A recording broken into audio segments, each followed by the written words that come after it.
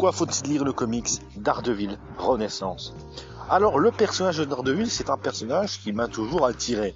Alors, j'ai pas lu énormément de comics sur lui, à part les comics qui étaient dans les numéros de Strange, qui étaient plutôt sympathiques, même si très classiques. J'en garde pas d'énormes souvenirs, mais c'était sympa, voilà. J'ai toujours pensé qu'il y avait du potentiel avec ce personnage de Daredevil.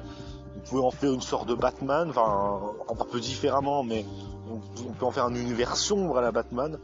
Donc je pense que c'était, voilà, c'est un héros plutôt intéressant, je trouve. J'avais également vu le film qui est sorti au début des années 2000, il me semble, qui est sympathique. Hein. Il casse pas trois pattes à un canard. Il est sympa sans plus. Et donc j'ai lu ce comics Daredevil Renaissance qui est fait par Frank Miller. Donc Frank Miller, c'est lui qui a fait Batman The Dark Knight Returns, Batman année 1. C'est lui qui a rendu le personnage de Batman sombre. Et donc c'est intéressant de voir également sa vision de Daredevil. Et comment il écrit le scénario de Daredevil. Et donc le scénario de Daredevil Renaissance, ça commence par le Caïd qui découvre l'identité de Daredevil. Donc Daredevil qui est Matt Murdock et qui va détruire sa vie, Matt Murdock va donc perdre sa carrière d'avocat, sa maison, sa femme, et donc il va se retrouver au fond du trou. Voilà, si on peut résumer simplement ce comics.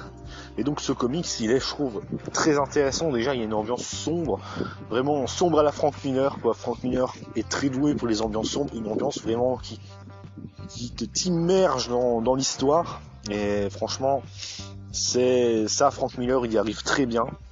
On va avoir un Daredevil brutal, beaucoup plus violent, qui sombre quasiment dans la folie même.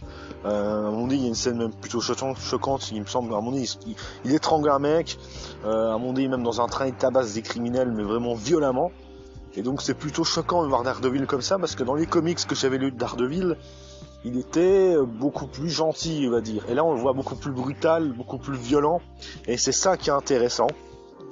Il faut aussi parler de l'antagoniste, le Caïd qui est un très bon antagoniste, un côté un peu mafieux, charismatique, qui quand il se met à l'action, c'est marquant, là.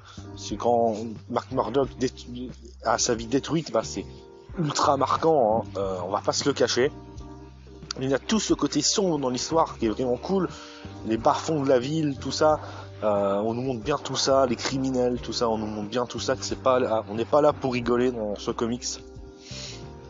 Et donc voilà, je pense que j'ai à peu près tout dit sur Daredevil Renaissance, donc un scénario très bon, il y a même un côté enquête qui est plutôt intéressant. Donc voilà, moi je vous conseille le comics Daredevil Renaissance.